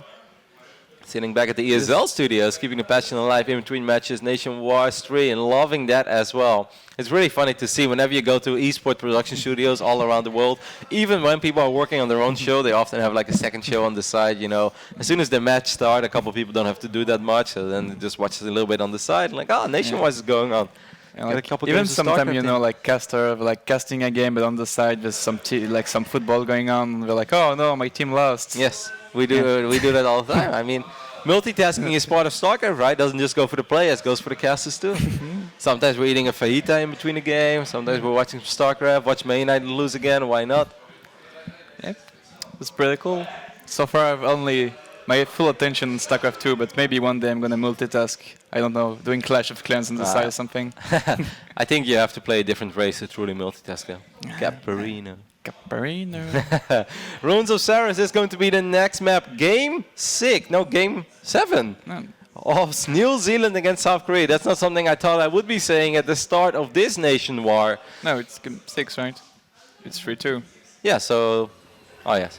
Yeah, fast. So anyway, at the top left of the map is my boy, Mac Petrus. Your boy. Everybody's boy. New Zealand's boy. Roots boy. And then right bottom side of the map, we're looking at the main base of Innovation. The man himself. So, cross position. So this should be a pretty long game. And this gets me excited. Yes, I think this gets everybody excited, man. People want to see Innovation play Legacy of the Void. And I think these are the best spawning locations possible as well for Petraeus. We know his creep threat is pretty damn sick. We know that he has excellent, and I can't put the emphasis enough on that, excellent late game army control. If you give Petraeus time, he knows how to control armies of Infestors, Broodlords, Ultralisk and Vipers together, and Queens. Like, he's done it so many times in Heart of the Swarm, and Legacy of the Void is no different. I mean, to be fair, in ZVT, his skills kind of goes to waste, since Ultralisk don't require that much micro. Caparino. They still need a couple of transfusions every now and then, man. Yeah, you still need like to do a lot of stuff, but like all I read every day is Terran complaining about Zerg, but I feel like Innovation is gonna show the haters how to play this matchup. Or Ultralisk will just rip his army apart as well, and that's when David Kim is truly gonna have a full inbox tomorrow morning. It's like David, I don't know if you've been watching, man, but Betrayers just destroyed Innovation. We've got a problem over here. Yeah, I know 2 or 3 Terrans that are cheering for Betrayers right now. yeah. That's how it goes in the pro gamer scene. If you're a Terran player right now and you absolutely hate Zerg, you secretly, deep down inside, hope that Betrayers wins. So you can just, you have Reddit open already. They're typing up the message as we speak. It's like right now they're already, they're lining it up, making a well-written post that it doesn't come across as whine. It's like, guys, the other night I was watching Betrayers vs Innovation. They're writing it right now as it's already over. It just needs to happen.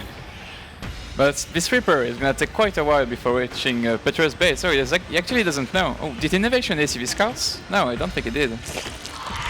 Because he's going to the left first, so he's not gonna scout what Betrayers is doing. Innovation is probably really bothered that he even has to play. He had like his ladder schedule set. He's like, all right, I want to do 53 ladder games today. He's like, yeah, I know we got NationWars, but Parting and Hydra will take care of it.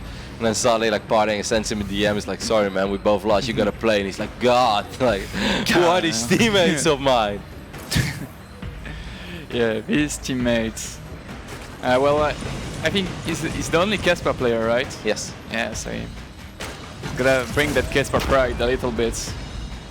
But this Reaper is not gonna do much. Just poking. Okay, you're here, cool. And now he's gonna go back. Gonna switch up the factory with the barracks and start 2 aliens with starports. So far pretty standard stuff. Yeah, exactly. So far it's very standard. Tech Lab going down as well, so it could be good old Heli and Banshee over here. There's a chance that Innovation just indeed has a very solid approach here and doesn't want to do anything too crazy. Doesn't maybe even want to reveal something that he's been working on and save it for a bigger game, perhaps in his mind. But once again, Betrayers is showing us he's no pushover. You gotta take him serious, man. It's funny because these days we've seen so many double Liberator production that I got used to see a reactor on that barracks, not a tech lab. And actually, he's still gonna make 1 Liberators and just not 2. So what is that tag? Or maybe maybe he just wants to make tanks? Yeah, I don't know, I'm only as if he's the experts. I'm pretty lost here. Well, Petra, good scout there by Innovation. He will identify the Betrayers going up to 3 bases. Betrayers took his 3rd base, surprisingly enough, at 12 o'clock rather than at the bottom of his ramp of the natural. Yeah, like, Innovation is not gonna poke with a lot of alien. Okay, so he wants to get a fast tank. Maybe scared of maybe, like, are all in by Betrayers because he's, like, I'm playing a foreigner, he's just gonna try some ultra visual stuff. I just want to make sure I'm staying alive, but Betrayers seems like blood is drawn as the Reaper is going to fall. I mean, I can't be too surprised by that because once again, look at the ramp over here in the natural of Innovation. He's going to need so many supply depots, and it's very risky if you go for a quick 3cc, you don't have any tanks, and then you want to drop 2 E-bases as well. Before you know, a bunch of Lings and Banes knock on your front door and you're just dead, so I guess rather safe than sorry. But, like usually we sit there and putting a lot of pressure on the Zerg, preventing them from developing a big economy, but Betrayers right now is he can do what he wants pretty much. Yep. Well, he's all the freedom in the world. He has 5 queens as well. No wait, sorry, I missed 5 queens is telling me that he wants to creep up this map. It's gonna be a long game, it's gonna need creep all over the map. And now for the first Liberator, okay, so this is the first test, Does Betrayers takes damage versus this? He has 2 queens, but will it be 3 actually? That should be more than enough. Innovation has to be very careful. Is that first Liberator going to fall before it gets a single drone? Yes, it does. Shut down. Betrayers absolutely on fire. Already up 9 workers over here. And killing that first Liberator, picked off the Reaper as well. Once again, he has so much freedom. He can do whatever he wants. This is his game so far. On the money. Like, we've seen so many Liberators do a ton of damage, and Betrayers is like, yo, I just have 3 queens. And even in scenarios where Zerg players had multiple sport crawlers all over the place, Liberators still found a way. There's a good chance this Liberator is going to do a little bit more though. Because this one went undetected, so he needs to react quickly. 2 drones will most likely fall over here. 2 drones are gonna fall, and Innovation playing it safe and backing up with his... I like it by Innovation. No, not trying to stay, because he knows that he's not gonna accomplish anymore with his Liberators, just keeping it alive. Yeah, there's no need to eat a couple shots right before you unsiege it. It's going to take a So while. Petrus, maybe a bit unsure of what he's facing. He's already making a bit of ruptures. Does he want to pressure Well, with that? yeah, I mean, he's on 61 drones, so it's not like this is crippling his economy. He's queuing up multiple overlords, so it seems like Petraeus is indeed gearing up for a massive attack with a bunch of roaches. He has a few liberators in the mix as well. Defensively, on the other side of the map, we see 3 tanks right now. So 3 tanks are good, but once again, on Runes of Ceres, it's not easy to have your tanks in a good position, because look on the north side of that third base of the orbital. It's very wide open, you know, tanks are not covering that area. So if roaches and liberators start putting up some damage, maybe a couple of corrosive biles over here. 2 Liberators are rushing overload in the main base of Petrus, but the 3 Queens are still here. I would really like to see this Liberator maybe defensively, because I'm getting... This is a bit scary from Petrus. 73 army supply against 46, but then also knowing that 3 liberators on the other side of the map. There are 2 medevacts right now. He's actually picking up a couple of units. You're gonna have to probably keep those units over here. Innovation is just relying on his tanks. He's sending out 2 medevacts full of bio units, which of course could do a lot of damage potentially, but that is a very risky play. He's just relying on the tanks and liberators right now to stabilize over here. Innovation, confident in his defense. He only has tank right now, but will it be enough? And I mean, there's no high ground vision. That's a little bit unfortunate, so Corrosive Bio can't connect with these tanks. The Liberation Zone's doing quite a bit of damage on these roaches. This Orbital is starting to take quite a bit of damage though. Innovation has to be careful. He's starting to repair it by now. Of course, his Medevacs almost made its way across the map. I hope that there are a couple of units over here for Petraeus to deal with this drop. his team is almost done, so his dropship might do a lot of damage. Oh man, Innovation is handling this so well so far though. He picked off the majority of the roaches. Here are 12, 16 Marines with 1 on upgrades. Stim is not even ready yet, by the way. It's almost ready.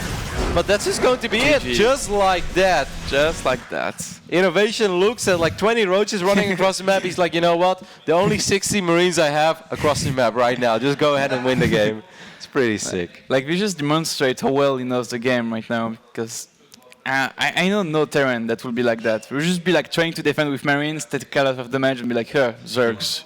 The Avenger is so strong. You know what I would have loved to see there, especially because the Liberators were not in position at first. I think if Petraeus brings 1 or 2 Overseers with this push and he has high ground vision, there were no Medevacs to reposition those tanks. So if the Roaches get close enough and you pick off those 2 tanks on the high ground and also that one on the low ground, then I think he has free reign over the low ground and he can pick off all these SUVs immediately. And then maybe he can start preparing to deal with the drop on the other side of the map. But that's, of course, hypothetically speaking and in a different world. But I think bringing an Overseer for high ground vision would have helped out a lot there. Either way, Innovation does. Where at Parting and Hydra, well, Hydra did a little bit, but couldn't do it. And that is take down Petraeus. So Korea will advance to the winners match over here at NationWars 3, where they will go up against Finland, a very strong Finnish team, as we saw earlier today, where they took down Germany, surprisingly enough, 4-3. Yeah. I mean, I'm pretty hyped. I think Finland can do pretty well. Maybe not win, because, you know, Korea is pretty good, but I feel like they're going to show a good performance, maybe taking a game here and there. Yeah, I can even see them take maybe 2 maps as well. I mean, if New Zealand can take 2 maps, Welmo has a lot of cheeky builds. He's always been a crazy Protoss. You know, he knows how to take advantage of Protoss in certain scenarios. And Cerro has shown us as well. Like, Cerro and Petraeus are, in my eyes, like a little similar. You know, they're both very strong late game. I think they're both very strong macro-wise. They're young, they're fast. So maybe. Of course, South Korea is the favorite going into that match as well. And there's a good chance that Hydra and Parting are a little bit annoyed right now. Maybe Innovation is giving them a speech like, come on, guys. Like, I've got other things to do as well, you know. Like, I told you guys I'll be joining you in Paris, but I ain't playing group stages. You know, what is this? So it might be pretty difficult. Yeah, I don't know. I feel like, especially, Parting and Hydra, versus Finland, I feel like we just will bring the A game. Yeah. Because, you know, Koreans, they never like to lose to foreigner. We just consider them like, you know, they're not truly really playing Starcraft. Only us Koreans are playing Starcraft. So I don't know. We'll see. It's going to be interesting. Yep. So as always, we're going to head over to a break for a couple of minutes, and then we'll be back with the final match between these 2 awesome nations. This time it's going to be Finland and South Korea. Who's going to qualify for the quarterfinals and who will move on? Or, well, who will potentially face maybe Germany or New Zealand in the lower bracket match tomorrow. So stay tuned. We'll be right back with Finland versus South Korea.